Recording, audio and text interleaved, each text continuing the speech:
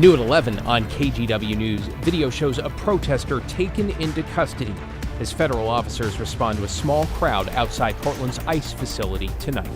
Plus, the Oregon National Guard shares the training and cost of its mission ordered by the president as it prepares to deploy. Those soldiers are coming on to orders now. And breaking at 11, the federal government has officially shut down. So what does that mean for you? Many people will be harmed because of this shutdown. Good evening. We'll get to the shutdown in just a few minutes, but first, we want to update you on the latest developments as the National Guard prepares to deploy to Portland. Tonight, we will take a look at the new message from the commander of the Oregon National Guard to troops, recognizing the reality of their mission. And we'll go inside an Oregon Senate hearing as lawmakers question its purpose and get a price tag. But first, to the latest from President Trump, who today doubled down on what he perceives to be a problem warranting a military response in the Rose City. How about Portland, Oregon, where it looks like a war zone? And I get a call from the liberal governor, "Sir, please don't come in. We don't need you." I said, well, unless they're playing false tapes, this looked like World War II. Your place is burning down.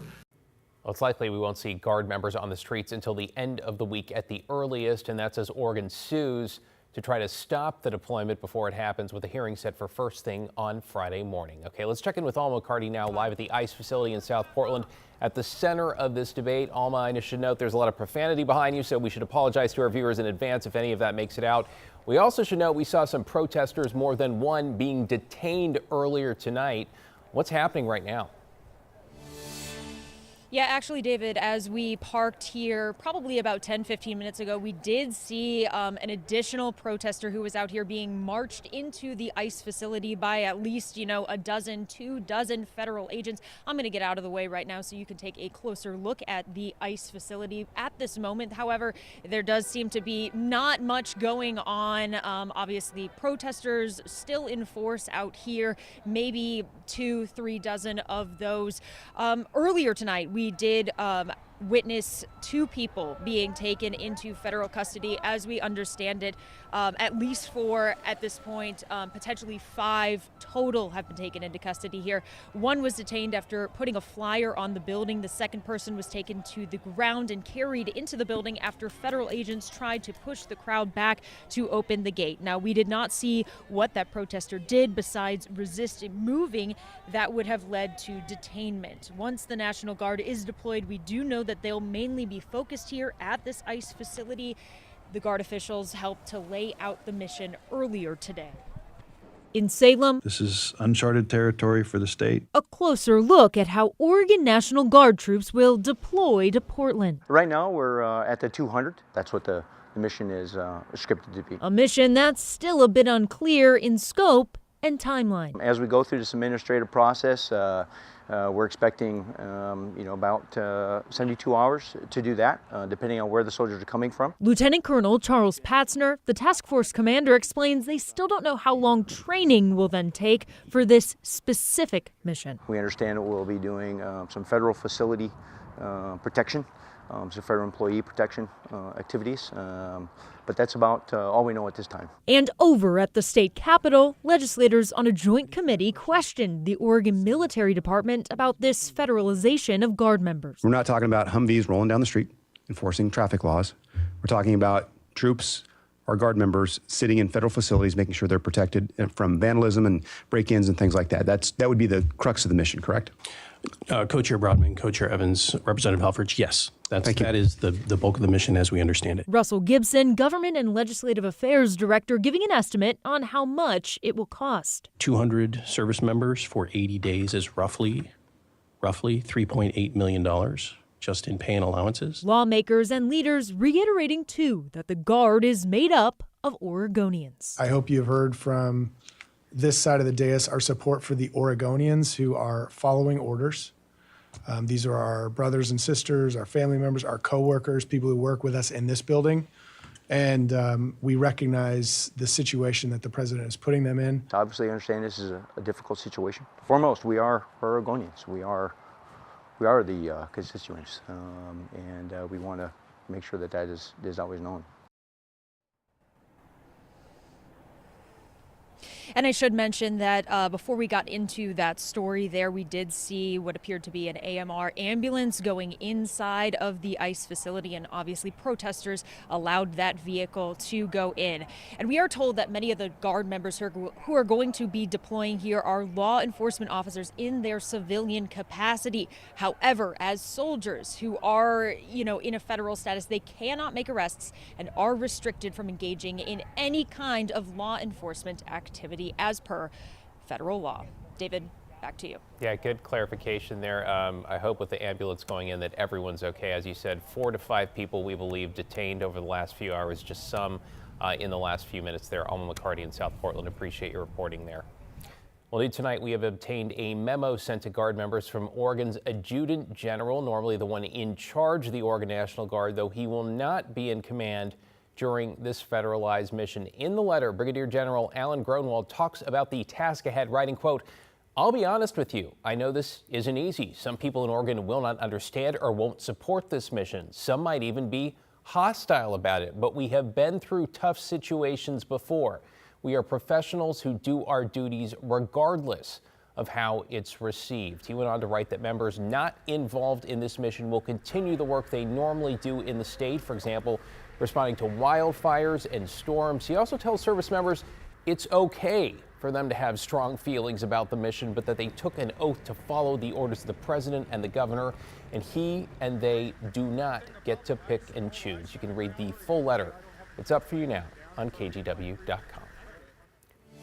Let us return to Portland's ICE building now, where we're hearing from people who made their way to the South Waterfront to see what is happening on the ground today. That included a former Trump supporter who came here from Boise, as well as a Portland City Councilor, Jamie Dunphy. Both said nothing they have seen there comes anywhere close to being a war zone. And I've seen for myself that they are not violent. The officers come out, one guy just gave him a finger and he pepper sprayed him.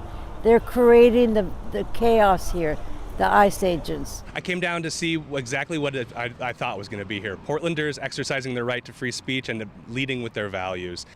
Again, drawing the line between protest and criminal behavior, right? There have been more than 24 arrests at the site, 4 or 5 tonight, we think, since protests began in June. In response, the Trump administration's ramped up immigration enforcement. Now, some protesters are accused of assaulting federal officers. Others have been arrested for more minor charges, including failure to obey a lawful order.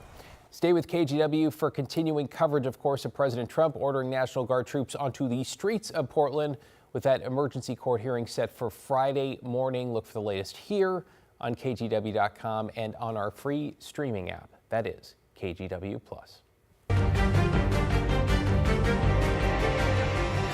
All right, to breaking news now, with a federal government shutdown now in effect after lawmakers failed to pass a stopgap funding measure in the lead up to the deadline. Catherine Cook's in the newsroom. Catherine, this could impact millions of federal workers, with the ripples felt even more widely. And David, we're talking layoffs, furloughs, and working without pay until the shutdown gets resolved. Experts say this could have a big impact on the economy as lawmakers try to clear one specific and divisive hurdle. That's the estimate. 5 million Americans across the country, 80,000 in my state will just be like, nope, can't afford insurance anymore, not going to buy it. U.S. Senator Maria Cantwell of Washington on one of the biggest issues behind the government's partial shutdown Tuesday. Congress failing to extend tax credits in the Affordable Care Act. Republicans arguing they want a clean, nonpartisan funding bill, and therein lies the impasse. We didn't add partisan riders. We simply asked Democrats to extend existing funding levels to allow the Senate to continue the bipartisan appropriations work that we started. So what happens now? The shutdown will affect millions of government workers. National park rangers furloughed. Veterans would still receive medical care at VA facilities, but regional offices would close and career counseling programs canceled. Many people will be harmed because of this shutdown. U.S. Representative Janelle Bynum says her office is standing by with caseworkers to help those facing short and long-term needs. On that list, essential workers who have to work but won't get paid till the shutdown ends. That includes active duty service members, TSA agents, and federal firefighters. On Tuesday, Bynum introduced the Federal Firefighter Paycheck Protection Act. We want to make sure that our federal firefighters are not harmed in any way, shape, or form and can show up to the job fully. So we're standing up for them to make sure that they get their pay. Some things won't change during the shutdown, like mail delivery and Social Security checks. Those will keep going out as lawmakers keep looking for a way to reopen the government. At this point, it's unclear how long this shutdown will last, with both Democrats and Republicans digging their heels over how to resolve this impasse. David. Hey, Catherine, before we let you go, I have to ask you about the military, specifically the National Guard mission here in Portland. Is that still a go given the shutdown, and will troops be paid? Well, military operations will continue, and some National Guard members serving through federal funding could have their orders terminated unless performing an essential duty. But President has indicated the deployment in Oregon is essential, though that is a challenge the state is posing in court right now. Well, he certainly has. We'll see what happens on Friday. Thanks, Catherine. New at 11, cuts and changes to SNAP benefits passed this summer as part of the big, beautiful bill are now starting to be phased in, potentially impacting more than 300,000 Oregonians. The State Human Services Department says the changes will impact three main groups: those who get utility assistance, those with no children who are able to work, and refugees and other lawfully present immigrants. Moving forward, those who apply for SNAP will have to meet the new requirements. Others will be notified of eligibility changes within the next few weeks. If you believe you might be impacted, you can check out our story on KGW.com for more details, along with links to resources. Okay, let's take you outside on this Tuesday night, the final evening of September, a day where we saw the temperatures fall over the course of the day, with more wind and showers in the mix. Chief Meteorologist Matt Zafinos here with the first look at what's on tap for October. Matt? Yeah, you can see those clouds moving from south to north across the downtown skycam there. Lots of showers still out there, nothing hitting downtown at the moment. And the rain that we got wasn't really that heavy here. Other spots a little bit more. There's some pretty good ones, showers that is, out over the Coast Range right now. And then look along the coast of Washington, a couple of lightning strikes there, and many, many more offshore, indicating the dynamic nature of the showers that will be coming onshore tomorrow. It's possible we get some lightning strikes on the Oregon coast tomorrow morning as well as that system pushes on in. So if you go outside tonight, you're going to feel it's a little bit cooler than it has been as we've seen this cold front go through, and that cold front dropped some snow on Mount Hood both yesterday and today. That's what it looked like on the mountain. The wind gusts at the coast also part of the story today. Newport had a gust of 53, Lincoln City 51, Salishan 45, Yachats 43, and down in southern Oregon, Gold Beach reached 47 miles an hour. So as that front came through, we had a typical good south wind burst. Now, the winds this evening down to about 20 to maybe 30 mile an hour gusts. As you go overnight, they'll continue to decrease in the valleys. Maybe some gusts around 20 in Salem, not enough to really do any damage here, but a little bit breezy tomorrow as we see those showers continue to pour onshore. And that'll continue on Thursday as well. Then it dries out, and I think you're going to love the 7-day forecast as we warm things up quite a bit as we go into next week, David. Yeah, like the sound of that. Thanks, Matt. Well, you're watching KGW News, and straight ahead at 11, the video that's sparking outrage in South Carolina and beyond, with a deputy recorded pointing his firearm at teenagers. Plus, churning waves tear down oceanfront homes in the Outer Banks. Those stories and your full forecast when KGW News continues in just 90 seconds.